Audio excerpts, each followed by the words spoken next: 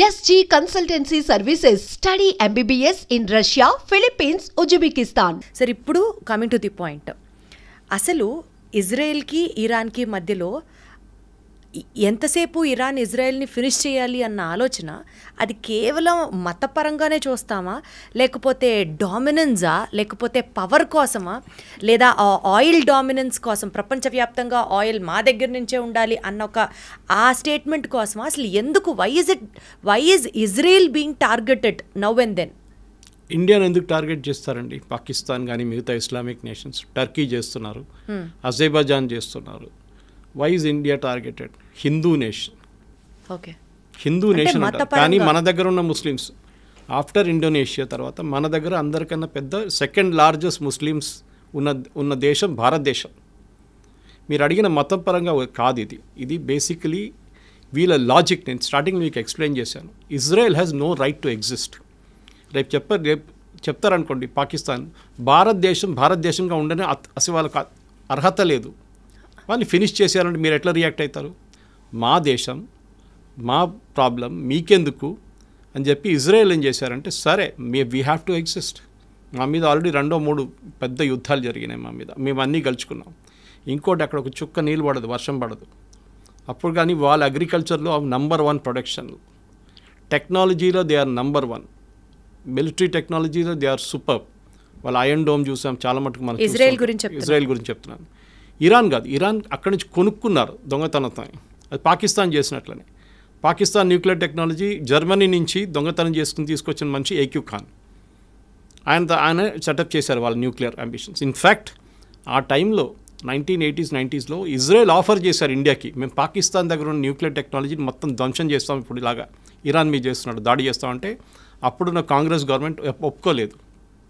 ఆలోచించండి, అప్పుడు చేస్తుంటే మనకి థ్రెట్టే ఉండదు పాకిస్తాన్ దగ్గర. సరే, దాని పక్కన పెడదాము.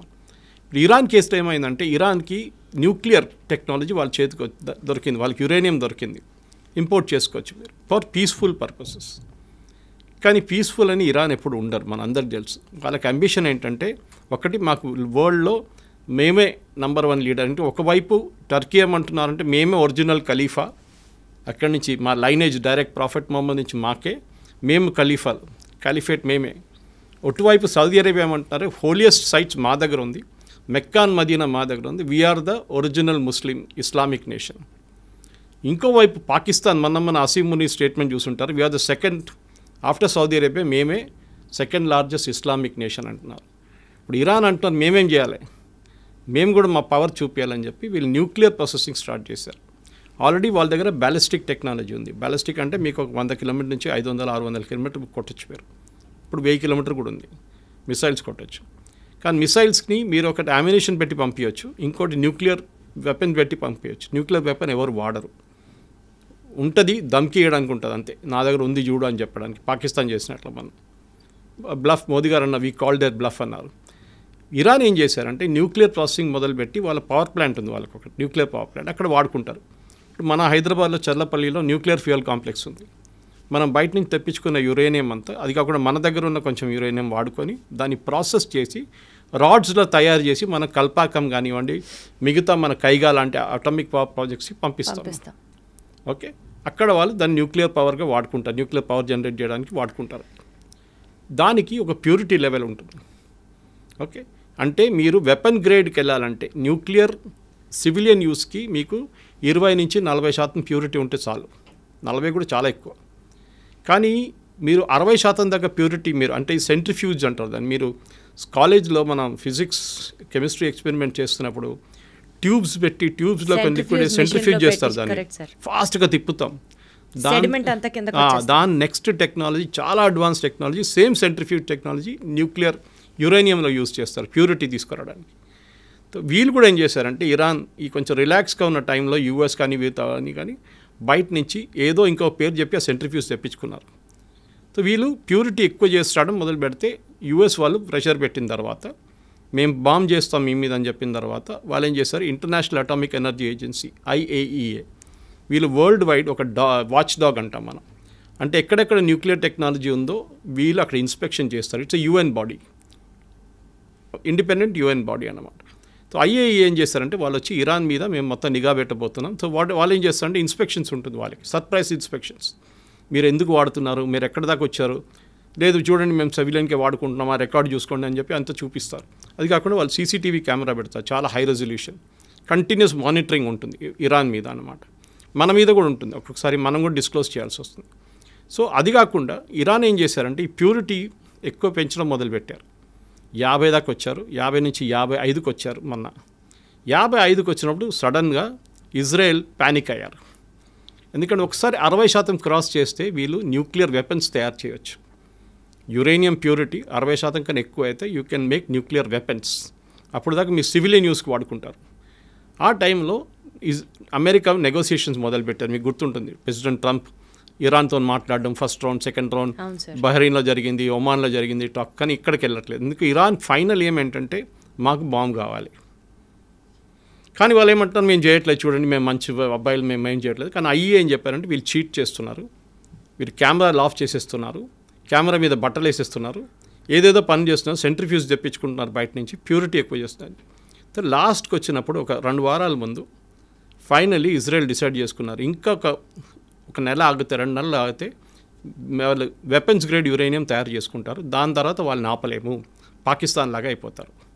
మా దగ్గర ఇప్పుడు పాకిస్తాన్ దగ్గర 80 వెపన్స్ ఉన్నాయి, న్యూక్లియర్ గ్రేడ్ వెపన్స్ రెడీగా ఉన్నాయి వాళ్ళ దగ్గర. మన దగ్గర 150 ఉంది, చైనా దగ్గర 500 ఉంది, యూఎస్ అయితే బియాండ్ థౌజండ్స్లో ఉన్నాయి వాళ్ళ దగ్గర. సో ఇప్పుడు ఏమైందంటే లోకంలో 5-6 నేషన్స్ ఉన్నారు వెపన్స్ ఉన్న నేషన్స్. ఇరాన్ దగ్గర వస్తే వీళ్ళకి భయం ఏంటంటే ఇజ్రాయెల్కి వాళ్ళు ఎప్పుడైనా వాడుకుంటారు, ఎక్కడైనా వాడుకుంటారు. హుతీస్కి ఇచ్చేస్తారు, హెజ్బుల్లాకి ఇచ్చేస్తారు, హమాస్కి ఇచ్చేస్తారు, వాళ్ళ ఎగ్జిస్టెన్స్ ఉంటుంది ఇజ్రాయెల్. ఎందుకంటే ఒకసారి ఒక న్యూక్లియర్ బాంబ్ వేసిన తర్వాత దాని చుట్టుపక్కల ఉన్న 1000 కిలోమీటర్ దాకా మీరు అసలు ఉండలేరు. నెక్స్ట్ 5000 సంవత్సరాల దాకా ఉండలేరు మీరు అక్కడ. అది కంప్లీట్ అంత రేడియేషన్ ఉంటుందన్నమాట. మనం చూసాం హిరోషిమా నాగసాకిలో ఏం జరిగింది అనేది. సో న్యూక్లియర్ డెటనేషన్ అంటే చాలా సీరియస్ ఇష్యూ. దానికోసం మనం ఇప్పుడు డెటనేషన్ చేస్తున్నప్పుడు, మనం టెస్ట్ చేస్తున్నప్పుడు ఏదో ఒక డెజర్ట్లో వెళ్ళి చేసుకుంటాం మనం టెస్ట్. పోఖ్రాన్లో ఎందుకు టెస్ట్ చేస్తామంటే పోఖ్రాన్ డెజర్ట్ నడిమిట్లో ఉంది, మన థార్ డెజర్ట్ నడిమిట్లో రాజస్థాన్లో. అది కూడా లోపలికి తవ్వి 20 కిలోమీటర్ లోపలికి వెళ్ళి, లేకుంటే 15 కిలోమీటర్ లోపలికి వెళ్ళి అక్కడ మనం వెపన్ పెట్టి టెస్ట్ చేస్తాం దాన్ని. సో రేడియేషన్ పైకి రాకుండా, చిన్న ఎర్త్క్వేక్ లాగా ఉంటుంది, భూకంపంగా వస్తుంది ఆ టైంలో, 3-4 రిక్టర్ స్కేల్ మీద వస్తుంది అనమాట. సో ఈ దాంట్లో ఇజ్రాయెల్ ఏం డిసైడ్ చేశారంటే 2 వారాల ముందు వీళ్ళని ఇట్లా ఇవ్వకూడదు, వీళ్ళు తయారు చేసుకుంటే వీళ్ళది ఫస్ట్ వీళ్ళ న్యూక్లియర్ అసెట్స్ మీద కొట్టాలి. సో వీళ్ళు 3-4 సైట్స్ ఉన్నాయి వీళ్ళ దగ్గర. సో ఈ న్యూక్లియర్ అసెట్స్ మీరు సివిలియన్ యూస్ ఒకటే, మీరు కల్పాకం లాంటి రియాక్టర్ కానివ్వండి, కైగా లాంటి రియాక్టర్ అంతా మనకు కనిపిస్తుంది బయట న్యూక్లియర్ ప్లాంట్ అంటే. కానీ న్యూక్లియర్ వెపన్స్ ఎప్పుడు స్టోర్ చేసేది మౌంటైన్స్ లోపల స్టోర్ చేస్తారు. మన పాకిస్తాన్ చూసాం, కిరాణా హిల్స్లో కొట్టాం మనం వాళ్ళ మీద. కొట్టలేదని మనం అంటున్నాం, కానీ జరిగింది. We didn't hit the weapons directly, కానీ దాన్ని కైరానా హిల్స్ ఫేస్ అంటే మౌంటైన్ లోపల ఎంటర్ అయ్యే గేట్ ఉంది చూడండి, అక్కడ కొట్టాం. ఇప్పుడు దాంట్లో లోపల ఎంటర్ చేయలేకపోతున్నారు పాకిస్తాన్. అక్కడ ఏం జరిగిందో వాళ్ళకి తెలియదు. ఇజ్రాయెల్ కూడా అదే స్ట్రాటజీ యూజ్ చేశారు. ఇన్ఫ్యాక్ట్ చాలా మటుకు డిఫెన్స్ ఎక్స్పర్ట్స్ ఏమంటున్నారంటే భారతదేశం చేసిన అదే స్ట్రాటజీ పాకిస్తాన్ వ్యతిరేకంగా ఇజ్రాయెల్ చేశారు. ఒకటి ఫస్ట్ వాళ్ళు ఏం చేశారంటే వాళ్ళ ఎయిర్ డిఫెన్స్ కొట్టి పడేశారు మొత్తం. మనం కూడా అదే చేస్తాం. Exactly sir. Chinese air defence system ఉండే మొత్తం ధ్వంసం చేసిన తర్వాత మనకు ఫ్రీ రైడ్ అయిపోయింది. మనకి వాళ్ళ ఎయిర్క్రాఫ్ట్ టేక్ ఆఫ్ చేయలేకపోయినారు, మన రన్వేని కొట్టాం. సో దేవర్ స్టక్. మన వాళ్ళకి ఫ్రీ టైం దొరికింది, మిసైల్స్ కూడా ఎట్లా కావాలంటే అట్లా కొట్టారు మన వాళ్ళు. కానీ ఇప్పుడు ఏం జరిగింది, ఇజ్రాయెల్ కూడా అదే చేశారు ఇరాన్ మీద. కానీ ఇరాన్ దగ్గర ఒక అడ్వాంటేజ్ అంటే పాకిస్తాన్ దగ్గర కాకుండా వాళ్ళ దగ్గర మిసైల్స్ చాలా ఉన్నాయి. ఓవర్ ద ఇయర్స్ ఈ హమాస్ హూతీస్కే వాళ్ళు ఆల్మోస్ట్ 40,000, వీళ్ళు హెజ్బుల్లాకి ఆల్మోస్ట్ 30,000-40,000 మిసైల్స్ ఇచ్చారు వాళ్ళు. దాంట్లో చిన్న మిసైల్స్ ఉంటాయి, పెద్దది ఉంటాయి, బ్యాలిస్టిక్ ఉంటాయి, అన్నీ ఉంటుంది. అది కాకుండా ఇరాన్ దగ్గర కూడా 1,200 మిసైల్స్ ఉన్నాయి వేరియస్ కెపాసిటీస్లో. ఒకటి కొన్ని 100 కిలోమీటర్ డిస్టెన్స్ ఉంటే ఒకటి 500 కిలోమీటర్ డిస్టెన్స్ కొడుతుంది అనమాట. కొన్ని అట్మాస్ఫియర్కి వెళ్ళి మళ్ళీ రీఎంటర్ అవుతుంది. దాన్ని ట్రాక్ చేయడం చాలా డిఫికల్ట్. మన దగ్గర బ్రహ్మోస్ ఉంది చూడండి అట్లాంటిది.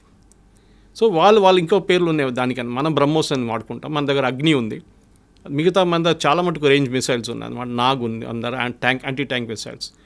ఇరాన్ ఏం చేస్తారంటే ఇప్పుడు ఈ జరిగిన దాడిలో ఫస్ట్ వాళ్ళ మీద దాడి జరిగినప్పుడు ఇజ్రాయెల్ ఏం చేశారంటే వాళ్ళ మేజర్ కమాండర్స్, ఆర్మీ చీఫ్ కానివ్వండి, వాళ్ళ ఎయిర్ ఫోర్స్ చీఫ్ కానివ్వండి, వాళ్ళ మేజర్ ఆర్మీ కమాండర్స్ని 10 మందిని చంపేశారు.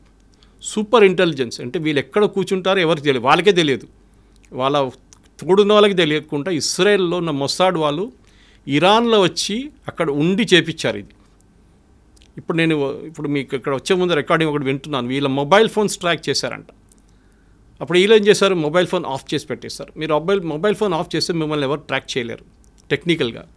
కానీ అది కూడా ఇజ్రాయెల్ దగ్గర టెక్నాలజీ ఉందంట. మొబైల్ ఆఫ్ చేస్తే పెడితే కూడా టెక్నాలజీ మీ మొబైల్ని ట్రాక్ చేస్తారంట. So Israel is super duper smart టెక్నాలజీలో వాళ్ళని. అది కాకుండా ఇంటెలిజెన్స్లో మొసాడ్ లాంటి ఏజెన్సీని ఈవెన్ అమెరికన్ సిఐ పనికిరాదు. They are super. ఇప్పుడు కాదు, ఫస్ట్ టైం కాదు. వాళ్ళ మ్యూనిక్ ఒలింపిక్స్లో 11 మంది అథ్లీట్స్ని చంపిన వాళ్ళు 8 మంది వచ్చి చేశారు. మెయిన్ టెర్రరిస్ట్ 8 మందిని వాళ్ళు చంపారు. తర్వాత ఒక్కరినైతే ఒక 20 సంవత్సరాల తర్వాత వెళ్ళి బ్రెజిలియన్ జంగిల్లో వెళ్ళి కొట్టారు. ఆలోచించండి. మొసాడ్ ఇస్ చాలా సూపర్. వాళ్ళు చాలా ప్లేసెస్లో అసాసినేషన్ చేశారు ఇలా ఎనిమీస్ మీద అన్నమాట. ఇజ్రాయెల్ ఎనిమీస్ ఎక్కడెక్కడ వాళ్ళ మీద చేశారు. అది కాకుండా ఇప్పుడు జరిగిన మొన్న దాంట్లో ఫస్ట్ వీళ్ళ ఆర్మీ లీడర్షిప్ మొత్తం కొట్టేశారు. న్యూక్లియర్ సైంటిస్ట్ని చంపేశారు. దీనికన్నా ముందు కూడా చేశారు. ఈవెన్ యూఎస్ చేశారు. సొలైమానీ బాంబింగ్ ఒకటి ఉండే, ఫేమస్ బాంబింగ్ ఒకటి, అక్కడ కూడా వాళ్ళు చేసింది అదే. ఇప్పుడు మన హెజ్బుల్లా బాంబింగ్ చూసాం. హెజ్బుల్లాది మీటింగ్ జరుగుతున్నప్పుడు నస్రుల్లాని కొట్టారు. అది కూడా బంకర్ 3 ఫ్లోర్ల కింద. బంకర్ బస్టర్ బాంబ్ అంటారు దాన్ని. అంటే బాంబు పైనుంచి డ్రిల్ చేసుకుంటూ పోతుంది. డ్రిల్ చేసి వెళ్ళి కింద ఎక్కడ ఉందో అక్కడ వెళ్ళి కంప్లీట్ బ్లాస్ట్ అయిపోతుంది అనమాట.